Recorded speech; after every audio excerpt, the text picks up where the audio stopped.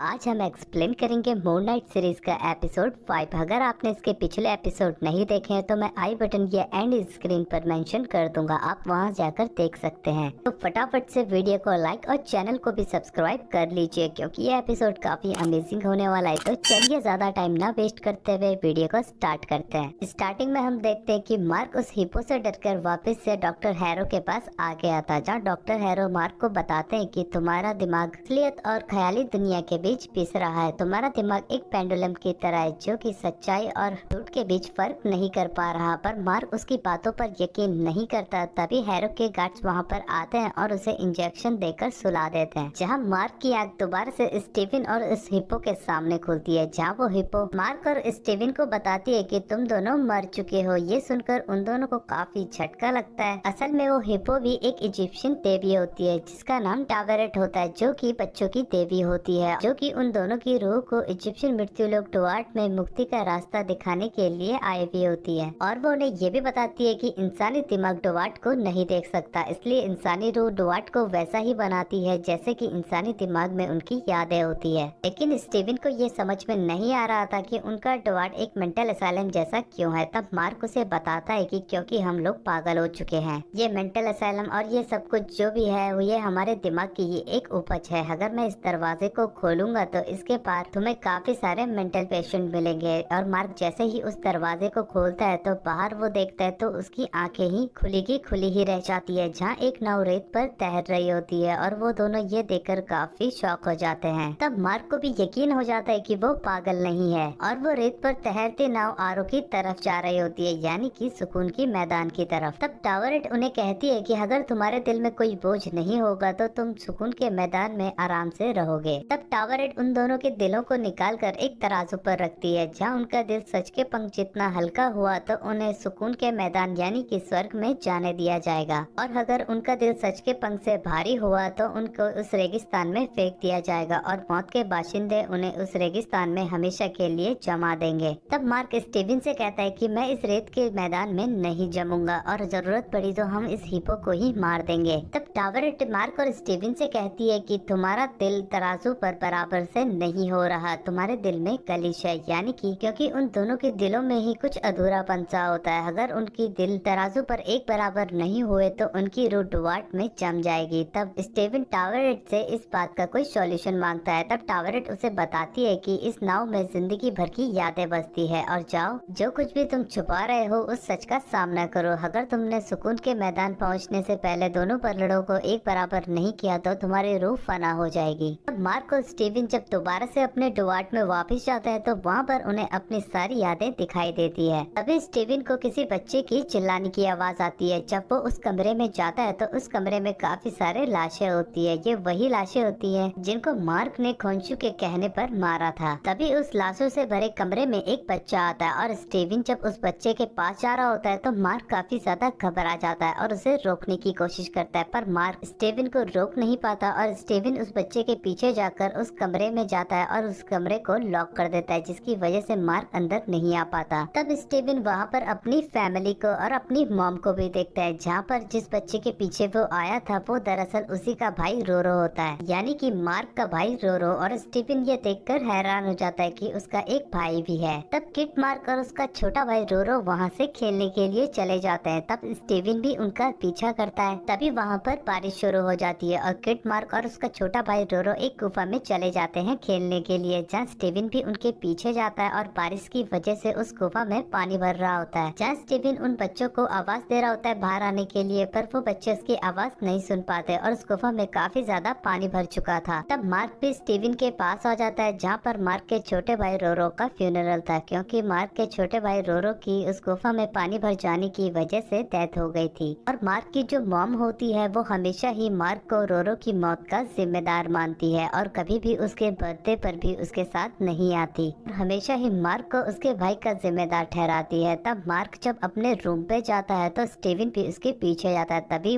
Mark वहाँ पर आ जाता है और स्टीवन को उस कमरे में घुसने से रोक लेता है और उसे बाहर लेकर आ जाता है, जहाँ स्टीवन बार बार वापस जाने की कोशिश करता है और मार्क से कहता है कि तुम आखिर मुझसे क्या छुपा रहे हो। तभी स्टीवन अपनी यादों में मार्क को देखता है, जहाँ उसके डैड उसका इलाज करवाने की बात कर रहे होते हैं। तभी मार्क उसे दोबारा से धकेलता है और और वो दोनों एक दूसरी जगह पर आ जाते हैं। ये वही जगह होती है जहाँ पर लायला के डैड की मौत हुई थी और स्टीवन को यही लगता है कि मार्क ने ही इन सभी लोगों को यहाँ पर मारा था, लेकिन मार्क ने इन सभी लोगों को नहीं मारा होता, बल्कि वो तो मिलिट्री में था, मगर बिना बताए छुट्टी लेने की वजह से उसको मिलिट्री से निकाल दिया गया। जब वो बेरोजगार था तब वो पुराने कमांडिंग ऑफिसर बुशमन के पास काम मांगने के लिए गया, जहाँ बुशमन ने उसे इजिप्शियन मकबरे को लूटने का प्लान बताया और ये भी कहा कि वहाँ पर कोई भी जिंदा नहीं बचना चाहिए। पर मार्क ने उसकी बात नहीं मानी और सभी लोगों को वहाँ से भगा ले गया, पर वो किसी भी आदमी को बचा नहीं पाया। तब स्टीवन मार्क से कहता है कि तुम्हारे साथ क्या हुआ। तब मार्क उसे दिखाता है जहाँ मार्क गोली खाने के बाद खोंशू के मंदिर में गया था और वो खुद को भी मारने वाला होता है। तभी खोंशू उसे कहता है कि अगर तुम मेरे लिए काम करोगे तो मैं तुम्हारी जिंदगी बख्श दूंगा और तुम्हें एक नई जिंदगी दूंगा, क्योंकि खोंशू को एक योद्धा की तलाश होती है और वो खूबी सिर्फ मार्क में ही उसे नजर आती है, इसलिए वो ये सारी बातें मार्क को कहता है। और खोंशू मार्क से ये भी कहता है कि अगर तुम मुझसे वादा करते हो कि तुम मेरा इंतकाम लोगे और जिसे मैं कहूँ उसे मारना होगा और किसी भी बेकसूर को नहीं मारोगे तो मैं तुम्हारी जिंदगी बख्श दूंगा। तब मार्क अपनी जान बचाने के बदले खोंशू से ये वादा कर लेता है। तब खोंशू उसे अपना इंतकाम का मसीहा बना देता है और उसे कहता है कि आज से तुम हो मून नाइट। इसके बाद हम देखते हैं कि जैसे जैसे मार्क अपने सच का सामना कर रहा होता है वैसे वैसे उनका न्याय का तराजू भी एक बराबर होने लगता है। अभी उन्हें बाहर से कुछ आवाजें आती है और जब वो दोनों बाहर जाकर देखते हैं तो उन्हें पता लगता है कि बेचैन रूहों को बिना न्याय दिए ही रेत में जमाया जा रहा होता है और वो समझ जाते हैं कि ये हैरो का ही काम है। तब स्टीवन टावरेट से कहता है कि इसीलिए हमें वापस जाना होगा। तब टावरेट उनसे कहती है कि अगर मैं तुम्हें जिंदा कर भी दूं तो तुम गोली खाए शरीर में ही वापस जाओगे। तब स्टीवन कहता है कि किसी भी तरीके से लायला तक ये मैसेज पहुंचाना होगा कि वो खोंशू को रिहा करे। तब स्टीवन टावरेट से मदद मांगता है और टावरेट भी उनकी मदद करने के लिए तैयार हो जाती है और उन्हें कहती है कि तुम ओसाइरिस के द्वार से ही वापस लौट सकते हो।